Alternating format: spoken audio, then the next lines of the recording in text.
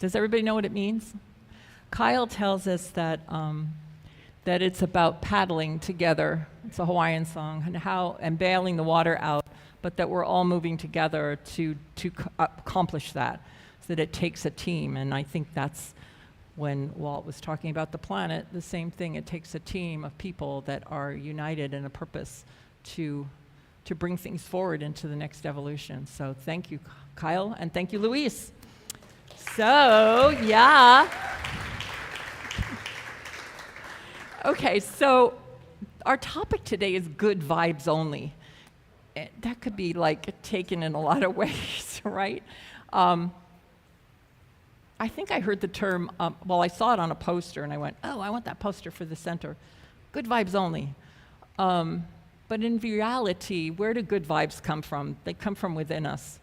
And we can't, I know for myself that I can't look outward and get my good vibes from someone else. I have to, and when I do that, then that ends up being kind of a treacherous path to take, because I'm always relegated to what somebody else is feeling or someone else says about me or what I think they're saying about me or whatever, instead of getting my vibes from being in spirit and right here. So I want to tell you a little story about my grandson. It's the best. Talk about good vibes. I got to spend some time with my grandkids, and I spent time with my one granddaughter who is into musical theater, and I took her to Los Angeles, and she got a chance to experience a musical and that was in workshop form, and meet all the actors and actresses. It was so exciting. And one thing about her is that she doesn't have any filters. She will go anywhere and somebody will ask her to sing and she'll just sit down and play the piano and start singing. She just doesn't, she's always in her zone. That's just who she is. My grandson, for a very long time, at least 2 or 3 years, he's been wanting a bearded dragon. Does anybody know what a bearded dragon is? Okay, Sue knows this story. So, and my son is just recently divorced, and he's struggling with a lot of things, and he wasn't going to buy him a bearded dragon. There was a lot of money and da-da-da-da-da. So, but this little kid, he just kept his mind on his bearded dragon. I think one time I bought him a stuffed animal of a bearded dragon. He had pictures of his bearded dragon. He was just intent on getting this bearded dragon. Well, it so happens that when I was there, my other granddaughter, she's 24, said, guess what? She told us all. He wasn't there. My friend is giving away his her bearded dragon with all the equipment. She doesn't want any money for it. She just can't take care of it anymore, and she wants to give it away. So is it okay if we give it to KJ? And my son was like, yeah, that's great. So we all got together and we planned a surprise for him, that he would come up to his bedroom. We played Star Wars music and all this. I don't know, maybe it wasn't Star Wars, it was the other one. 2001, dun, dun, dun, dun, dun, that one. I think it goes like that. And we were all hiding up in the bedroom, and I was in the closet with my little camera on and stuff, waiting. And I think my son told him, that there was something wrong with his iPad. Somebody had broken it or something. So he comes up the stairs, and here's the bearded dragon. Well, at first, he was in such shock that he just was like, he's 11, is it real? And then he looked at each of us and he went, did you give it to me? Did you give it to me? And he went around the room and he just walked up to it, and he was in such wonder. He just couldn't believe it. And then all of a sudden he said, my dreams have been fulfilled. I know, right? It's the best story about a demonstration, because and look at how it happened. That's what we have to understand about demonstrations and things that we want in our life. They don't come the way we expect them to come. Who would have ever thought that this person all of a sudden would be giving away their bearded dragon that just happened to know my granddaughter? That, you can't plan that. You cannot plan the way the universe is going to bring whatever it is to you that you have your mind fixed on. Our only job is to keep ourselves in a high vibratory state, and we say we have to become the thing that it is, whatever that is, however we want to spend our life. We have to become that before it ever manifests. And I can't think of anything more profound than a little child like him, for the last 3 or 4 years, but just vibrating at the vibration of that thought of having that bearded dragon. I checked on it and I said, how's it going? Because I wonder, sometimes when kids get something, they forget. And the first thing he wanted to do was let it out in his room. And we're like, no, that's not now, not yet. Anyway, so yeah, no, it's great. He's feeding it crickets and all kinds of things. And I'm glad I'm not there for that. But so what is it? He had to become that vibration. He was already that vibration, or it could never have come to him. And then stepping out of the way of whatever it is. And I have this quote from Ernest Holmes that I love because it says it exactly. It says, a good demonstration is made when truth, gathering its own power, lifts one out of his environment, and until that time comes, he or she should stay where she is in order that she may know when a demonstration has been made. So, in other words, sometimes we want something, and we're reaching out for it, and we're like, oh, it's not here, and we end up going somewhere else to get it, or some other place, because we think it's not working here, so we might as well go there because it'll work better there. But it doesn't work that way. It's when he says stay where we are, he means stay where we are until truth, gathering its own speed within us, I call it embodiment, or the click happens, where we know that we know. And then what happens is spirit lifts us out. I mean, that's how I ended up on this island. It lifts us out. If I had come to this island 10 years before I had, or changed my life 10 years before that, I would probably have had the same problems that I had back there. So it's this idea of waiting until we embody the truth and we let it work within us, that we get to be lifted out of our environment. If that means moving, it might not mean moving. It could mean just out of a relationship. It could mean anything. And we're very hot. I see people fanning themselves. You can't be any hotter than I am right now. So we'll just keep fanning.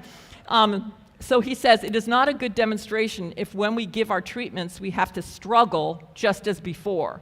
Like if you give a treatment, a spiritual mind treatment, which is a very, very, very powerful affirmative prayer that's letting you know that right where you are, it's already done.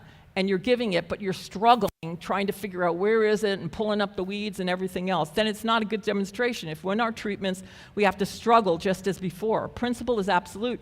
And insofar as any individual can actually induce within consciousness upon principle a definite concrete acceptance, we have to accept it. We have to know we deserve it.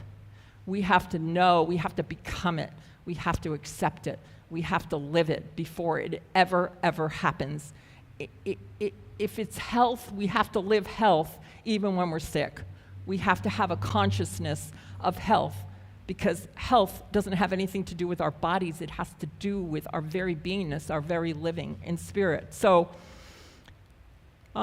it will manifest, and this is the best, because it goes for KJ. It will manifest even though every thought on earth had to change to compel it. If it were a bit of information that was needed for the demonstration that only one person on earth knew, and that person was in the center of Africa, Sue, the information would be produced. I don't know why he uses Africa in there. But what he's saying is, like I said with the story of my grandson, you can't tell where it's going to come from. The universe moves things and places things and people in the path when you're vibrating at that vibration. So if you're vibrating, we talk about prosperity this month, if we're vibrating in feelings of lack, we can never demonstrate prosperity. It would be impossible. Maybe for a short time, you might have like a little something come in. I've had something like that happen in my life where when I was an actor, I got a commercial, and then all of a sudden it was gone because I wasn't really vibrating in prosperity. So, it's really simple, but it's not simple to do, because I know everybody could tell me all the reasons why it's not simple. And it isn't, because you have to keep practicing it. You have to keep doing it. And you have to realize who you are. So I found this poem that I had written, and I'm gonna end with it. I was on a retreat, and someone had given me a quote and they said, go think about this quote, and then, come back and, with you, whatever it is. So the quote was, reach down as well as up. Reach down as well as up. No roots, no branches. So I thought, that doesn't really make any sense. Reach down as well as up. No roots, no branches. So I sat down by a tree. And I don't know about anybody else here, but I love trees. I just adore them. And I sat there and I meditated, and this is what it said. Reach down as well as up. No roots, no branches. Then I wrote, limitless, unlimited space. My roots go deep into the earth, but there is a place where I am no roots, just earth. Nature sustains me in this no place. All that I require is deep beneath me, moving down, down, down forever. This was the tree talking to me. I reach up to the sky with my branches to the light. There is a place where my branches lift into the unseen, limitless sky. I am no branches, upward, lifted forever and ever. I am no roots, no branches. So are you. Find the place where you are no roots and no branches, no beliefs, no form. From this place, think anew. Build your dreams from the unlimited place. No roots, no branches. So just take that in for a minute, because there's a place within each of us that is no roots, no branches. It's limitless space. It's the spirit of who we are as we reach upward, as we reach down and ground ourselves. It's a place that's it's only connected to the power and the presence of the infinite source of energy that is the very beingness of who we are. So I'd like to end my talk with just a spiritual mind treatment to ground this for myself and for anyone that might resonate to that idea that we're no roots and we're no branches. We are infinite spirit, and I know that with the definiteness of my being that I am infinite spirit. I breathe that in and I let that out. Infinite spirit, and I feel it swirling around me, in me, through me, as me, and I know because this is true for me, it's true for each and every person here. We are no roots, no branches. We are infinite spirit. And anything, and I mean anything, that is ours to have right here and right now is already here. We are already in it. It is already melded into our beingness and wanting to express itself in all its greatness, in all its beauty.